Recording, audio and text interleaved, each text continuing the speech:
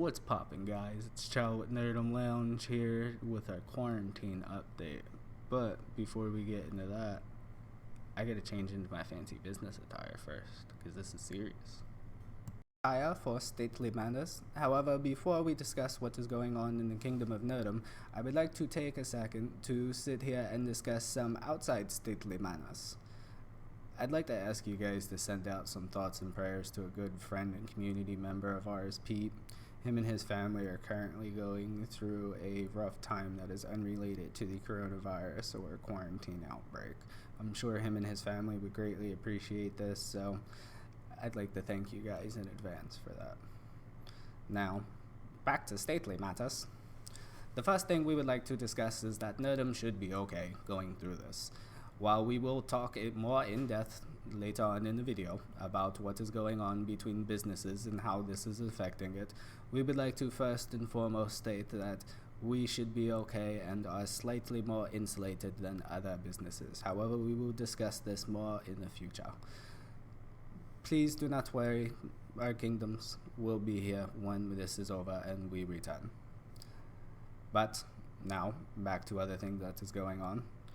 One thing I'd like to sit here and discuss is what is going on currently in the Magic the Gathering community, as well as the release of Ikoria. We know a lot of you have put in pre-order specifically for the Commander set that's coming out.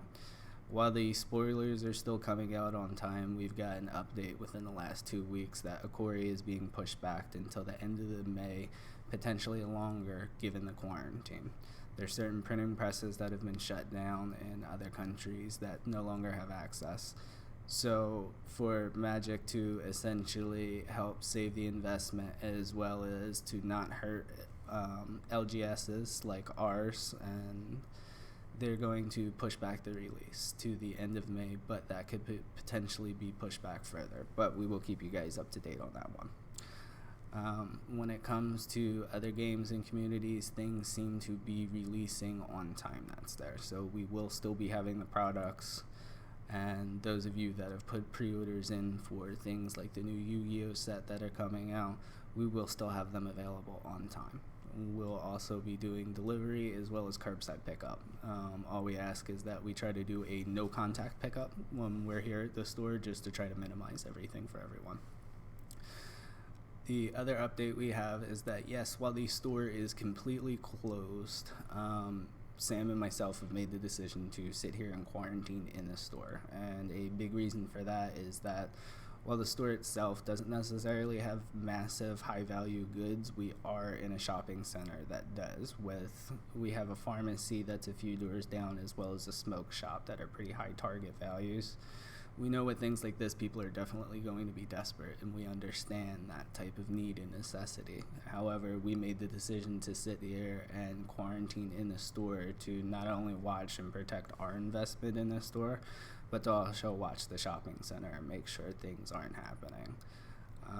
However, with that, while I didn't expect too much to happen this soon, we did catch 2 people last week when me and Fish went on a walk that were trying to mess with the fence of the pharmacy. So, good thing we are here, I guess. A lot of our games are still going to continue this upcoming week. However, we are transferring to an online-based session. So we're still having Magic the Gathering meetups, Yu-Gi-Oh meetups. However, we're now doing it through Discord in an online session with the quarantine going on. We're still holding our Dungeons and Dragons sessions as normal starting this upcoming week through Discord, which I'll leave a link of below down in the description.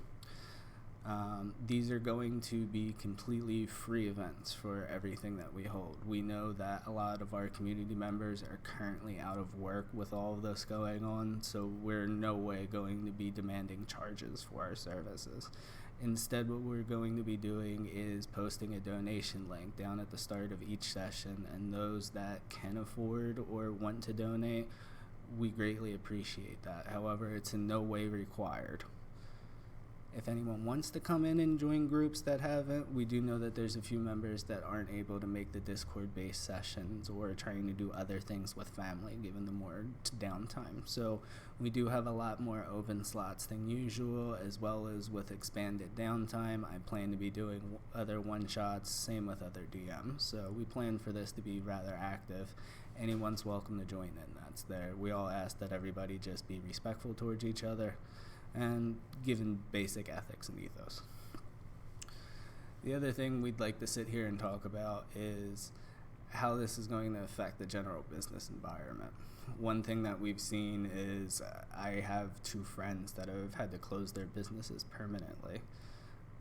This isn't a light thing to take into account, is the best way I can say on it. With any business, even those that aren't massively in debt, 2 bad weeks into a business can be what forces you to close, especially if you have upending debt or you owe different types of back taxes, or especially if you have exceedingly high rent.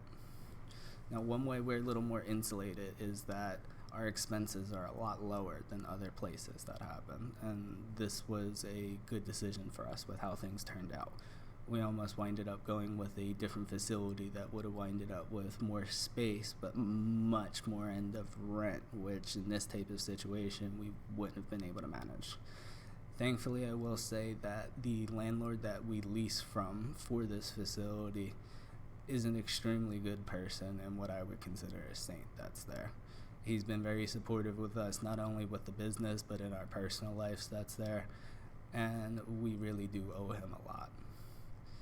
With that, a lot of people aren't as lucky with how things happen. They don't have as cheap expenses or lowered interest. A lot of people in businesses don't have access to credit cards, and one of the things we're starting to see are that businesses are starting to close their doors permanently because after 2 weeks of this, it's unrecoverable, especially when you have higher expenses like rent and other employees. This is a really tough thing for anyone to come back from, and not only on the business front, this is also affecting people on the personal front. As businesses close, we're going to see other people go out of work for their employees, which are going to affect whole families.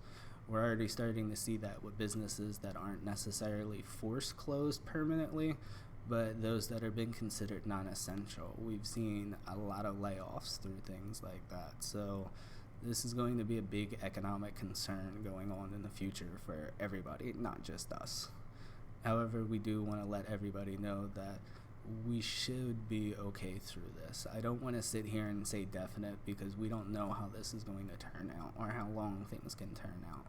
But I will say, without going into our details, that we're not in a dire circumstance and that Nerdom should be here for the foreseeable future. So I don't want you guys to stress or worry. So as I said earlier in the video, that we were going to be holding more of the business side until the end. One of the big reasons for this is that we want to discuss different situations of expenses, as well as breaking down some of the math that some other channels won't. One of the things that we're going to be looking into really is not only just our assessment, but a more local situation. We have another LGS in the Philadelphia community known as Redcap's Corner. This is somewhere that I actually have great respect for. One of the reasons that I wanted to do this is not only do I respect their business and business model, I feel like how they handled this situation was in the best way possible, not just for them and their reputation, but also for their employees. So I wanted to shine a little light on that, as well as talk about the differences between a large-scale expense store like Redcap's as well as ours, and how some of those changes happen. The other thing I want to break down is actually how stores like ours make money, as well as breaking down some of the different factors and math that happens for you guys to get a better understanding for how things happen in the back end of businesses. A lot of people see businesses getting money in, but they don't see all the money that's actually going out on the other end. So one thing is where I want to flip over, I'm going to show you guys my screen for a second, is I want to show you what's going on in Redcap's Corner. And again, to preface this, we have great respect for Redcap's Corner. The reason that we're showing this, again, is that we feel like they handled this in the right way as compared to other businesses that are in our area that have gone out and fired their employees and cost them their livelihood and other things. Redcap's concern has been with their employees, and that is the reason we're showing this, not to be disparaging in any type of way.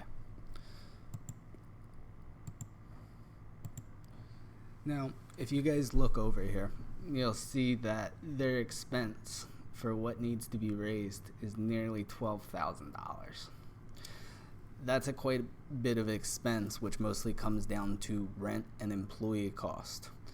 If you see over here, they actually highlight what's going on as well as explaining why they're doing this with their business. I feel personally as a business owner, this is something that we need to do more often.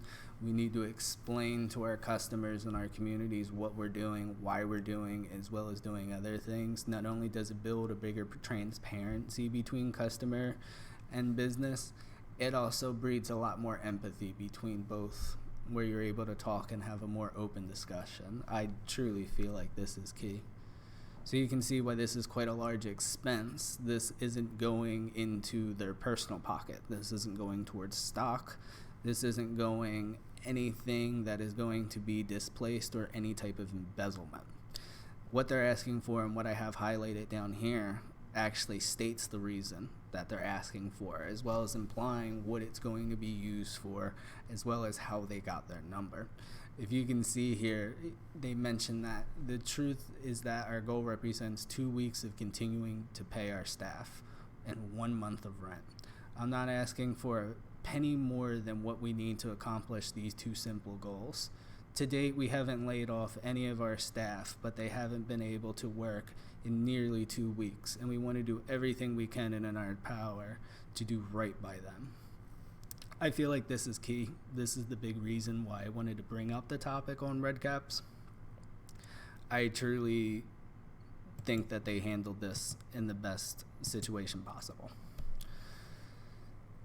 The other thing I wanted to bring up is our expenses and how we do that.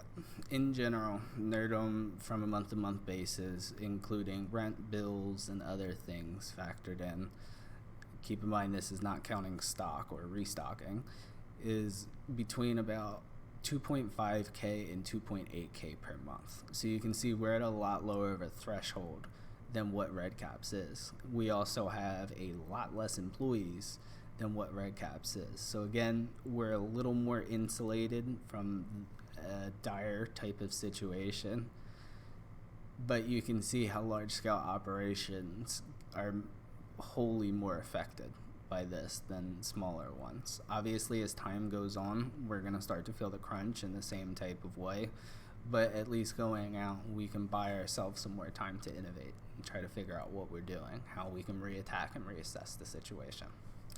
Another thing I wanted to talk about, as this has been brought up a lot, and since we're discussing actual business matters, I felt like this would be a good topic for it, is a lot of people ask me, what are our margins, or how do we make money in our business? Now, obviously, Nerdom, we have a small niche market, as we do facilitate as a lounge. So we have more of that space as well as a niche market for how that to happen. But in typical fashion, LGSs don't typically have large-scale lounges like we do. What they typically wind up facilitating on is, to a similar basis as us, as we wind up functioning more as accessory dealers. So we wind up making most of our money off of things like card sleeves, dice, accessories, the minis, some of the core books that might come out, as well as new releases for things like Challengers or Planeswalker decks that are coming out in Ikoria. These wind up being kind of the backbone of our type of businesses. Now, outside of Philadelphia, a lot of LGSs also do function more like convenience stores with your typical snacks, chips, popcorn, soda, other things. However, with us and LGSs like us in Philadelphia, we can't really facilitate the same due to the soda laws. So we have to cut that convenience snack side out of the business for the most part. However, we do still have free popcorn, so you guys have that. But for the most part, we wind up making our money through things like dice and packs. One of the things I wanted to talk about was actually the Amazon deal that happened with WotC. So about 2 years ago, we had a massive fluctuation in prices for card boxes. Some stores could get booster boxes for between $50 or $60. Other ones were paying $70 or $80. And in general, they retailed, if you went to an LGS, anywhere between $90, about $100. since the Amazon deal has happened and WotC has essentially ended MSRP, Amazon has become the pseudo MSRP. So now all of us have to base our prices around Amazon, including distributors, to try to stay competitive. This has put a big pinch as well as really raised the margins for what we make. It's really kind of hampered things in a good bit. Say as where before we might be able to get a booster box for $60, now at least our price is $80. The other thing is that you would see massive variations between distributors and stores depending on the size of what you wanted to order, the size of your store, your base allotments, how you were placed in your WPN, on different factors that might come out to determine not only what your price is, but how much of an allotment you might be given in the future. One of the things that we see now is not only does the WPN program for most products outside of the buy a box booster promos not necessarily matter. All stores are paying the same no matter their previous allotments or quantities. Now we do still see shifts in quantities when you order, say, one booster box versus a case of booster boxes, which is going to give you 6 booster boxes. However, it's all the same standard price through all the distributors. Before, you would have, say, someone like distributor A who might sell booster boxes for $65 for starting new businesses. They might go cheaper depending on prices, where you have distributor B who is selling booster boxes for $70 starting, but they might have higher stock and volume. What we're seeing now is distributors all have about the same stock and volume, at least between card-based products. Not only that, all the MSRPs, the prices, everything seems to be set and based around what is based off of Amazon. So before, where you might have a store that was paying $70 where another one's paying $50, you can get a fluctuation in price and value in the market. Now things are almost hard set. The most that I've seen through any distributor for new stores and old stores tends to be about between $84 for a booster box or $80. Generally, you're going to be put in one of those two thresholds, and that's not really going to change. You're pretty much just going to drop down. The lowest I've seen is $79 a booster box for a new set that comes out. So we all have to base that around. That's not only driven up the prices a little bit, we've also seen that facilitate in card packs going up. When this happened, we added a quarter to our packs. We've seen other places go up as much as $1 that happens, and it's really to offset. One of the things I wanted to break down for you guys was actually to show you what the math is on it. So for instance, our price for a booster box right now for a standard set that's still in rotation is $79. If we were to sit there and sell that booster box for all of its individual packs, that booster box comes with 36 packs. Each one of those packs sell for $4.25 a piece before tax. So if we take that box down and we divide 36 to 80, we can get the idea of how much the average pack we have to sell for cost. Now, keep in mind this isn't factoring in shipping or handling or outside fees that might apply, so you will have to add in that for your price. But in typical, when we divide that 80 into 36, we get back 2.22. Now, so we have to sell packs for about $2.25 a piece to make our price on it. However, when you sit there and look at it, and you look at the standard of what a pack sells for, say for us, $4.25. Generally, the standard for Magic packs is between $4 and $5 a pack. With us selling them for $4.25, what we actually wind up making back if we sell all 36 packs without deals or specials, we get back $153. So for an $80 investment, you wind up making back almost double.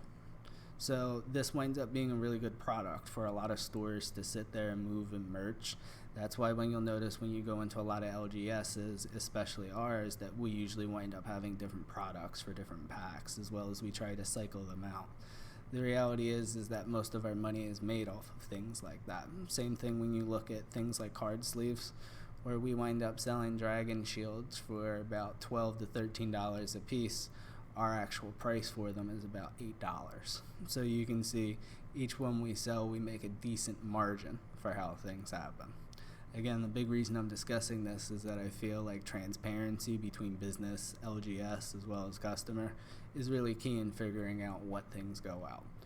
So if you take a store like either ours or Red Cap at the expenses, and you sit there and break down the value for how much stock needs to be ordered to how much needs to be sold to make these expenses, you guys can see that we're on the phone all the time. We're getting orders in all the time because we have to rotate so much stock so quickly to be able to facilitate in there. Most businesses can go under in about 2 weeks, sometimes even 3 or 4 bad days in a month. That can be enough to close a business permanently. And it's truly a shame, and we're seeing it happen more and more, and as this go on, we're going to see this happen. Imagine going through this with 2 months. So this video isn't really for pity as a business owner or do that at all. This is really as an update to let you guys know the innovations that we're making as a business, and this back end of the video is to really show the business aspect for how things run. I'm hoping that you guys find this informative and a good bit. If you can get information out of it, potentially even help yourselves. I do know that this is a longer video, but we appreciate all of you guys. Always sending our love and support. Thank you guys. I hope everybody is taking care and stays safe. And remember, wash your damn hands, you nasties.